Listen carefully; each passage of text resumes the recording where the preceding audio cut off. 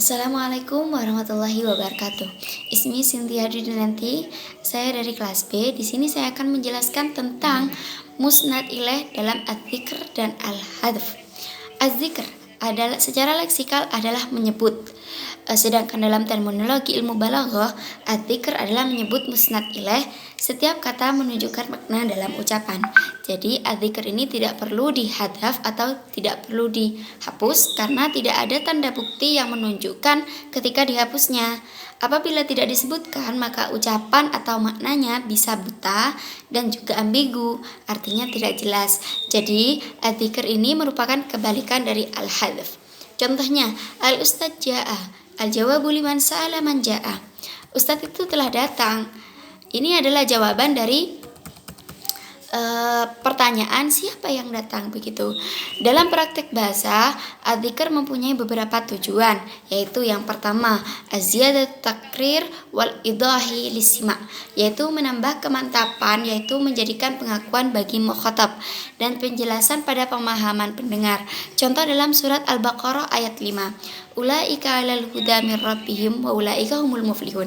Mereka adalah orang-orang yang mendapat petunjuk dari Tuhan, mereka adalah orang yang bahagia. Gitu penjelasannya.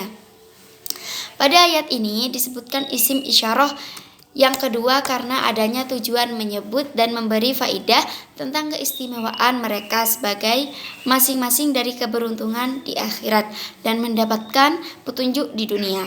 Sedangkan tidak disebutkan, maka akan menimbulkan persepsi bahwa keistimewaan mereka itu secara kompleks begitu. Yang kedua adalah idhah wa tafriq, yaitu menjelaskan dan membedakan. Penyebutan musnad ilaih pada suatu kalimat salah satunya bertujuan untuk menjelaskan subjek pada suatu nisbah. Jika musnad ilaih itu disebutkan, maka tidak akan muncul kesan kekhususan. Contohnya, Muhammad muhadir. Muhammad ceramah gitu. Sebagai jawaban dari man muhadir? Siapa yang ceramah? Gitu. Jadi, Muhammad muhadir itu adalah sebagai jawaban dari man muhadir gitu. Yang ketiga adalah gawabah al-mukhatab, menganggap mukhatab tidak tahu. Mutakalim yang menganggap mukhatab tidak tahu apa-apa, ia akan menyebut musnad ilaih pada suatu kalimat yang diucapkan. Begitu. Jadi itu adalah ghawabah al-mukhatab. Yang selanjutnya adalah at-taladdud, senang menyebutnya. Jadi seorang mutakalim yang menyayangi suatu, ia akan banyak menyebutnya. Seperti pepatah mengatakan, man ahabba syai'an kathura dzikruhu. Barang siapa yang mencintai sesuatu, ia pasti akan banyak menyebutnya. Seperti pada contoh, hal yuhibbuka habibuk yuhibbuni habibi. Apakah kekasihmu mencintaimu? Kekasihku mencintaiku gitu. Jadi man ahabba syai'an kathura dzikruhu, seperti itu. Yang kelima adalah ta'zim, yaitu mengagungkan atau menaruh rasa hormat. Contoh, hadara syai'fud daulah, telah hadir Saifud Daulah. Jadi ini adalah jawaban untuk pertanyaan hal hadaral amir, apakah raja telah datang? Hadara Saifud Daulah, begitu. Yang selanjutnya adalah basatul kalam, yaitu untuk memanjangkan perkataan. Jadi musnad ilaih ini disebutkan untuk basatul kalam. Jadi penyebutan musnad ilaih dengan tujuan ini agar tidak terjadi kesalahpahaman dan juga dapat kita temukan dalam ayat Al-Qur'an yang berbunyi, "Wa matilka biyaminik ya Musa?" Qala hiya asa atawakkau 'alaiha wa ahasya biha 'ala ghanmiyuli fiha ma riba akhir. Dan apakah ada yang ada di tangan kananmu, hai Musa? Dia Musa berkata, ini adalah tongkatku. Aku bertumpu padanya dan aku merontokkan daun-daun dengannya untuk makan kambingku dan bagiku masih ada manfaat yang lain begitu. Jadi ini adalah untuk basatul kalam, untuk memanjangkan perkataan. Yang selanjutnya adalah ada ihanah. Ihanah itu untuk menghina. Jadi az-zikr dalam penyebutan musnad ilaih ini juga ada al-ihanah juga untuk menghina. Contoh, asyarik qadim, pencuri itu telah datang. Jawaban ini untuk orang yang menanyakan hal hadara sarik, apakah pencuri itu telah datang begitu. Yang selanjutnya adalah ada ta'ajub, yaitu sesuatu kekaguman. Contoh, ala yaqumul asa. Ali yaqawam al-asa. Ali melawan harimau. Ungkapan ini untuk menjawab pertanyaan, hal Ali yuqawim asad, apakah Ali melawan harimau? Begitu. Jadi adzikr dalam musnad ilaih ini disebutkan juga dalam keadaan ta'ajub.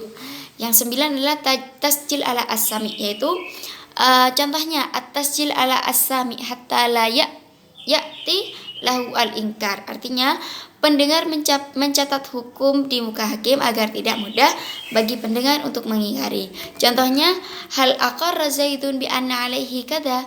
Apakah Zaidun ini mengakui bahwa ia menanggung demikian? Kemudian sang si menjawab, "Nam, Zaidun hada aqarra bi anna alaihi kada." Ya, Zaid ini mengakui bahwa ia menanggung demikian.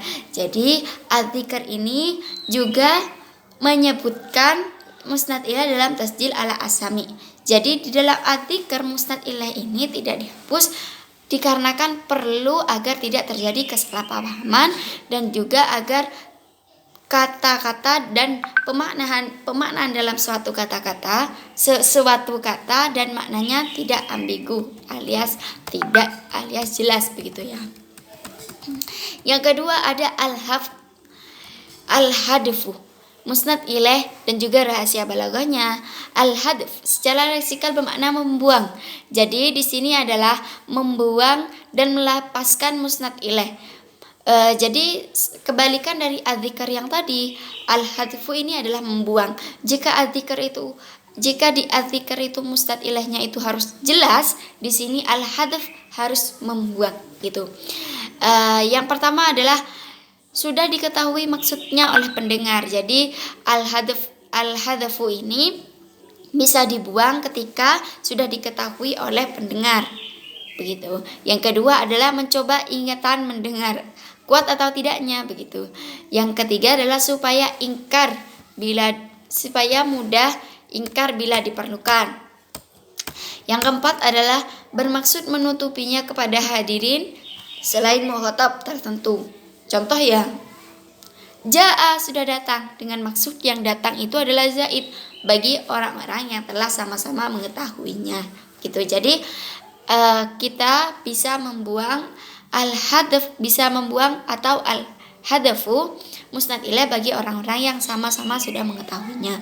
Yang selanjutnya adalah karena tergesa-gesa. Jadi contoh asalnya kan syarik gitu, kemudian dia cukup menyebut sarik gitu. Jadi ketika seseorang tergesa-gesa, al-musnad ilaihnya itu bisa dihapus. Seperti karena sarik cukup disebut sariknya saja, itu sudah bisa memahamkan warga sekitar atau mukhatab begitu. Yang selanjutnya adalah untuk mengagungkan dengan tidak menyebut namanya. Contoh, al-muqarrar lisyara'i wal mawadih lid-dalil, artinya yang menetapkan hukum syarak dan menjelaskannya akan dalil-dalil dengan maksud akan dalil-dalil. Jadi ini untuk sebuah pengagungan, siapa yang menetapkan hukum dan syarat-syarat dan menjelaskan dalil-dalil, ya, yang dimaksud adalah Nabi Muhammad SAW begitu. Tapi orang-orang itu sudah mengetahui begitu. Yang selanjutnya adalah untuk menghina, seperti musus mal'un madir wa ma nafi, yang dimaksud adalah setan begitu. Jadi ini bisa juga untuk menghina gitu. Yang selanjutnya adalah karena darurat, seperti qala li kaifa anta qultu alil, artinya katakan kepadaku bagaimana keadaanmu, jawabanku sakit. Jadinya tidak usah diulang-ulang gitu. Jadinya cukup saja menjawab dengan singkat gitu. Yang selanjutnya adalah mengikuti penggunaan bahasa Arab. Contoh, rumiyah min ghairi ram, lemparan tanpa pelempar. Namun seharusnya ai hadhihi rumiyah min ghairi ram. Kata-kata tersebut kata misal bagi orang yang mengerjakan sesuatu pekerjaan padahal bukan faktanya begitu. Jadi di sini sudah jelas ya perbedaan antara adzikr dan al-hadf dalam penyebutan musnad ilaih. Jadi ketika adzikr itu harus menyebutkan karena takut pemahaman, ya, pemahaman yang kurang, dan al-hadfu ini tidak harus disebut atau menghapus mustad ilahnya karena si lawan bicara sudah mengetahuinya begitu. Mungkin hanya itu dari saya, kurang lebihnya mohon maaf. Wassalamualaikum warahmatullahi wabarakatuh.